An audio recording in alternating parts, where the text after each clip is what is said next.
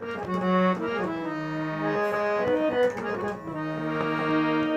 हो माया हाथ बिकानो, पर बस भयो पशुरजू बस, भजो न श्रीपति रानो। हिंसा मद ममता रस भूल्यो, आशा ही लपटानो। याही करत अधीन भयो, निंदा अति न अघानो।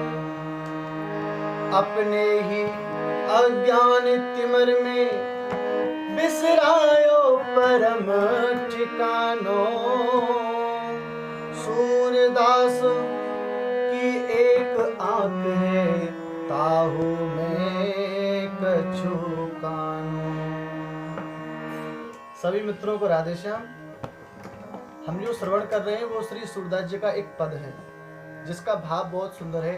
तो आइए उसे अर्थ सहित श्रवण करते हैं, ठीक है।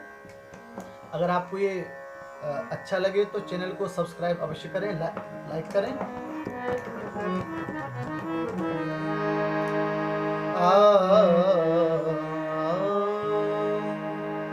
अब हो माया हाथ बिकानो। श्री सूरदास जी कहते हैं सबको लक्ष्य करके, स्वयं को तो कह रहे हैं, लेकिन अगर इनके पदों को हम पढ़ रहे हैं तो हमको भी इससे कुछ सीख लेना चाहिए। सूरदास जी कहते हैं अब हो माया हाथ बिकानो।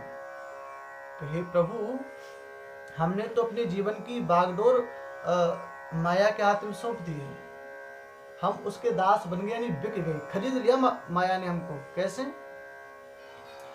हर वक्त हम सोचते हैं तो माया के विषय में सोचते हैं, हर जगह माया के विषय में हमारा दिमाग चलता है। जो खुरापाती दिमाग है ना, जो सोचता है माया के विषय में सोचता है कि अब मैं ऐसा कर लूँ तो ये फायदा हो जाएगा, ऐसा करूँ तो ये नफा होगा। हर वक्त दिमाग चलता है, बस इसके अलावा कुछ सोचते नहीं। ये बन गया है परवश भयो पशु रज्जू बस। बोले जैसे किसी पशु को बांध लें और वो बांधने वाले के बस में रहती है, उसी प्रकार हम लोग माया की रस्सी से ऐसे बंध गए हैं। आशा ही लपटानो, परवश भयो पशु रज्जू बस, भजो न श्रीपति रानो। बोले कि हम ऐसे बंध गए हैं कि उसके चक्कर में अपने जन्मदाता को भूल गए, भगवान को भूल गए। भजो न श्रीपति रानो, भगवान को कभी भजा ही नहीं। आगे कहा हिंसा मधु ममता रस भूल्यो, आशा ही लपटानो। बोले हम कुछ दुनिया में क्या काम करते हैं? हिंसा। हिंसा हमको बड़ी प्रिय लगती है साहब। कभी भी किसी प्रकार हम लोग हिंसा करते ही हैं। जैसे एक शरीर से किसी को मार देना, ये हिंसा है, ये तो सब लोग आप जानते हैं। लेकिन बातों बातों में किसी से झगड़े में कड़वी बात कहना, उसको कष्ट पहुंचाना, ये वाणी की हिंसा है। कहते हैं ना, अरे हमने ऐसा उसको जवाब दिया कि साहब उसकी बोलती बंद हो गई। उस व्यक्ति को कष्ट देकर के हम प्रसन्न होते हैं, ये वाणी की हिंसा। मन में किसी के विषय में बुरा सोचना, ये मन की हिंसा। तो ये हिंसा हमको नहीं करनी चाहिए। हिंसा मधु, अभिमान तो इतना है आज के व्यक्ति में बहुत ज्यादा, अभिमान से नीचे उतरता ही नहीं, नशा उतरता ही नहीं। और भैया अगर गलती से नशा उतर भी जाए ना तो बड़ा पश्चाताप होता है जब अपनी वास्तविकता व्यक्ति देखता है तो। हाँ, जैसे कि उदाहरण के तौर पर आप सोचें, एक बार किसी राजा की सवारी निकल रही थी हाथी पर बैठ करके बड़े धूमधाम से। तभी एक शराबी राजा के सामने आया। वो तो अपने होश में तो था नहीं, नशा था उसे।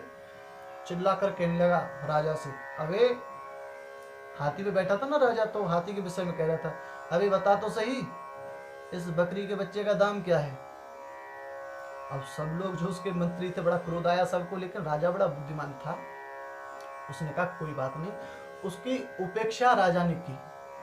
दूसरा दिन हुआ, प्रातः काल हुआ, तब राजा ने कहा कि भाई उस फलाने व्यक्ति को पकड़ के लाओ जो हमसे व्यापार कर रहा था, हमारा बकरी का बच्चा खरीद रहा था।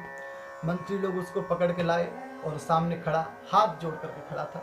राजा ने पूछा, हाँ भाई बताओ, तो हमारे बकरी के बच्चे को तुम कितने में ले रहे हो, क्या कह रहे थे आप? तो उस व्यक्ति ने कहा महाराज, क्योंकि उसका नशा उतर गया था, तब उसने कहा महाराज वो जो बकरी के बच्चे को खरीदने वाला व्यापारी था ना, वो तो कल ही विदा हो गया, क्योंकि अब वो होश में आ चुका था। उसी प्रकार भैया हम लोग अभिमान में ना तो किसी को कुछ गिनते हैं, जहाँ सब कुछ सोचते हैं बस अपने विषय में कि मैं ही हूँ। ये अभिमान में व्यक्ति जला जा रहा है। और साथ में लगी है ममता।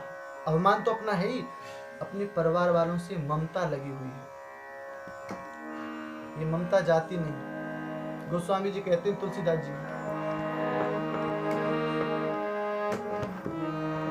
ममता तू ना गई मेरे मन से, ममता तू ना गई मेरे मन से, पाके केस जन्म के साथी जोत गई नैनन से रे, ममता तू ना गई मेरे मन से। तो ये ममता भी साथ में लगी हुई है। और आगे क्या सूरदास जी कहते हैं इस पद में, हिंसा मद ममता रस भूलो, आशा ही लपटानो। बोले कि हिंसा मद ममता, इसको रस समझ लिया, इसमें हम सब कुछ भूल गए, और आशा ही लपटानो। आशा का मतलब ये जो संसार है ना, ये आशा के ही बलबूते पर चल रहा है। जिस दिन व्यक्ति की आशा टूट जाएगी उस दिन व्यक्ति मर जाएगा। हर व्यक्ति की आशा जुड़ी हुई है। एक निर्धन व्यक्ति सोचता है कि किसी दिन मैं भी धनवान होगा, मैं अगर ये काम कर रहा हूं तो कभी मुझको भी प्रॉफिट होगा, ये उसकी आशा है। हो ना हो अलग बात है। एक कवारा व्यक्ति सोचता है कि मेरा विवाह हो जाएगा तो मैं सुखी हो जाऊंगा, उसकी ये आशा है। विवाह हो गया लेकिन सुख नहीं मिला, फिर सोचता है मेरे संतान हो जाएगी तो मैं सुखी हो जाऊंगा, संतान होगी फिर भी सुख नहीं, मेरे बच्चों का विवाह हो जाएगा तो मैं सुखी। ये जो आशा है ना बरकरार चलती रहती है। तो भैया ये आशा हर जीव की लगी हुई कि हमको भी कभी सुख मिलेगा संसार में, पर संसार में आशा ऐसी करना ये तो एकदम व्यर्थ है। या ही करत अधीन भयो हो, सूरदास जी कहते हैं ऐसा करते करते मैं इसमें अधीन हो गया हूँ, इस आशा के। अधीन अधीन भयो, या ही करत अधीन भयो, निंद्रा अति न अघानो। ऐसी अज्ञान की नींद में सोए कि सोने से जी नहीं भरता, सोने से जी भरता नहीं। अपने ही अज्ञान तिमर में बिसरो परम ठिकानो, सूरदास की एक आंख है, ताहू ताहू में कछु कानो। बोले कि अपने ही अज्ञान तिमर में, बोले ऐसे अज्ञान का पर्दा हमने ओढ़ लिया है, कोई बताए तो उसकी सुनते भी नहीं, ओढ़ लिया है और हम अपने ठिकाने को भूल गए। ठिकाना कौन सा व्यक्ति का? हर व्यक्ति चाहता है शांति, चाहे वो कैसा भी व्यक्ति हो, शांति। लेकिन शांति कहां से मिली? इतनी सारी इच्छाएं उसके मन अंदर है, सोचता है इससे सुख मिलेगा उससे सुख मिलेगा, लेकिन मिलता नहीं। सुख कहां मिलेगा? बोले कि इन इच्छाओं को छोड़ करके अपने आप में जो संतुष्ट हो जाएगा उसे शांति मिलेगी। इसलिए अपने ठिकाने को छोड़ करके शांति के चक्र में चारों तरफ घूम रहा, पर मिल नहीं रहा हमारा सुख, हमको शांति मिल नहीं रही। वो बात तो आपने सुनी होगी, एक बार कोई चोर किसी के पीछे लग गया, भाई मैं इसे ठगूंगा, उसके पास धन था, उससे